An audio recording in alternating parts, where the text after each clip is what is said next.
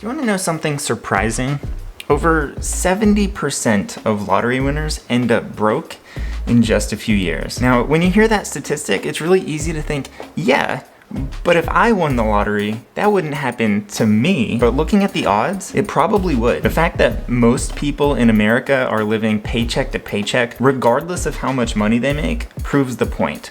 So in this video, I am going to go over 7 financial mistakes that most people are making and what you can do instead. Number 1 is not paying the most important bill. Now, when you think of your bills each month, you probably think of things like your rent or your mortgage, your electricity, your phone bill, internet, things like that. And if you're like most people, you probably pay these essential bills and then see how much money you have left over to spend on fun stuff. Things like going out to eat or going to the movies or renting helicopters, whatever it is that you do. And if you have money left over after that, you probably think, wow, I can afford even more this month. But there is one bill that you forgot to pay, even though it is the most important one. And that bill comes from future you. Future you wants money.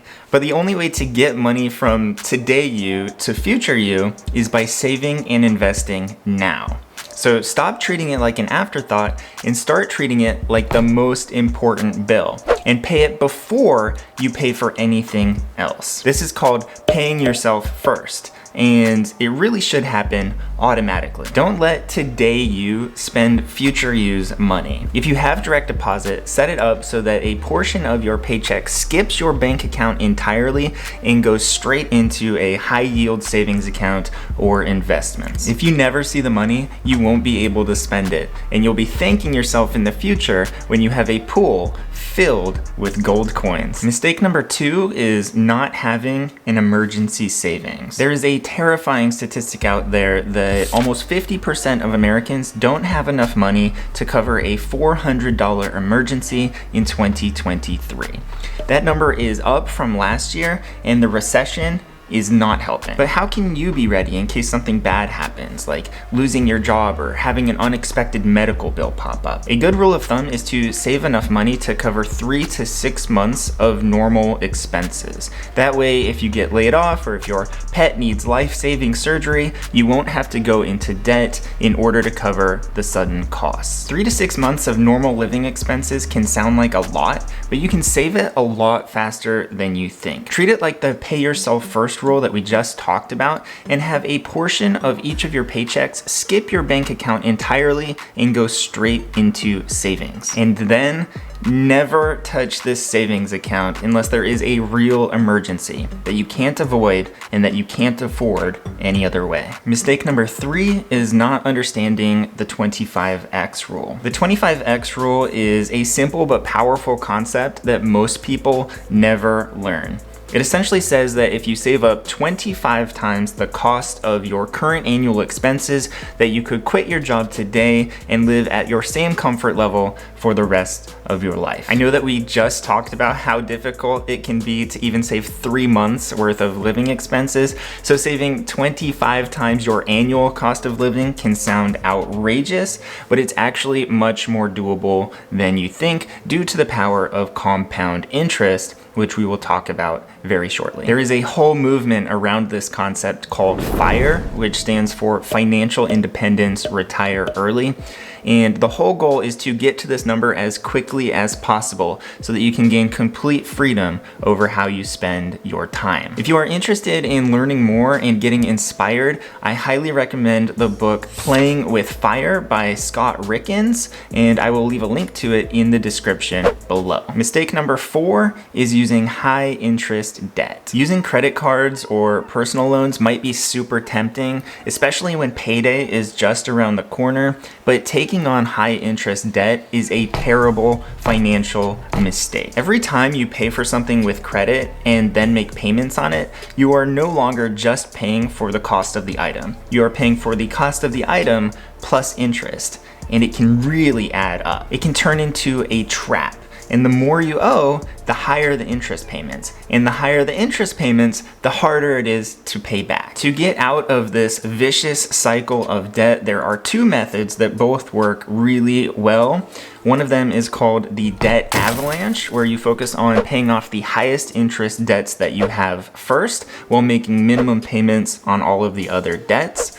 This is technically the most cost-effective way to get out of debt, but it can also be psychologically demanding because there can be long stretches where you don't feel like you're making any progress at all. The other method is called the debt snowball, where you focus on paying off the smallest debt first and then moving on to the next smallest debt. This can be motivating because you'll build up momentum and you'll see those debts getting eliminated one by one, but it is not quite as cost effective as the other way. Regardless of what method you choose, the real answer is to stop taking on new credit. So cut up those credit cards and cut yourself off from making any purchases with borrowed money. Mistake number 5 is not investing. Albert Einstein said that compound interest is the 8th wonder of the world. He who understands it, earns it, and he who doesn't, pays it. Not investing is not only a financial mistake, it is a financial disaster. By not investing, you're essentially losing money by not taking advantage of compound interest. Compound interest is where your investment earns interest, and then that interest earns interest, and then that interest earns interest, and so on and so forth. You get the point. And the longer you have your money invested, the more time it has to compound and grow. Compound interest leads to exponential returns. Here's an example. If you have $10,000 sitting in a savings account earning the average interest in America, which is 0.37%, then at the end of 10 years, you would have $10,376. That's less than $400 earned. And due to inflation, you'd actually be worse off than when you started.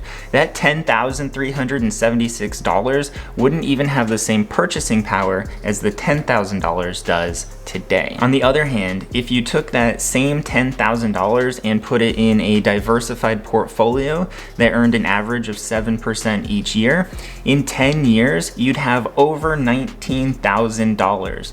That's almost double your initial investment, and you didn't have to add any extra money yourself. It's not magic, it's compound interest, the 8th wonder of the world. Mistake number 6 is spending money on the wrong things. Now, I can't tell you what the right or wrong things are for you, but this is definitely something that you can figure out for yourself. The problem is, most people never do. Knowing what's important to you is critical to making smart financial decisions. Targeted marketing can make it really easy to get caught up in the excitement of a sale, and social media can make it feel like you're always one step behind the Joneses. But those purchases end up leading to quick dopamine hits that fill your closets, but not your heart. You can spend less and still live a happy, fulfilling life full of things that bring you joy. But it starts with an introspective look at yourself. Really think about your values and goals. What is it that's most important to you? Is it financial security, travel, family, technology, something else entirely? You can't use your priorities as a guide until you really understand what those priorities are. But once you know, you can ruthlessly eliminate purchases that don't bring you long-term happiness or help you build the life that you really want. Stop spending money on the wrong things and make sure that when you do spend money, that it is really worth it. The final mistake that I want to talk about is not pursuing multiple income streams. Recent layoffs have painted a clear picture that even stable jobs can disappear in the blink of an eye.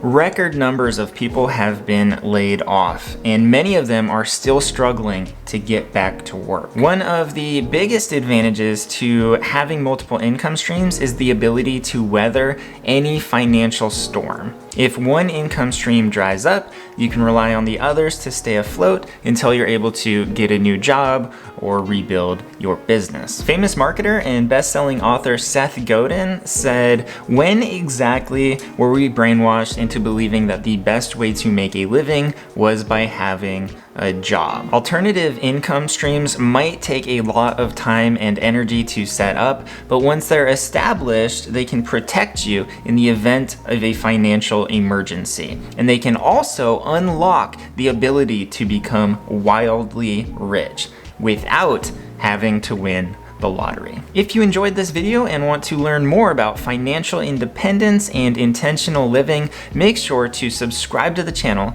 and I will catch you on the next one.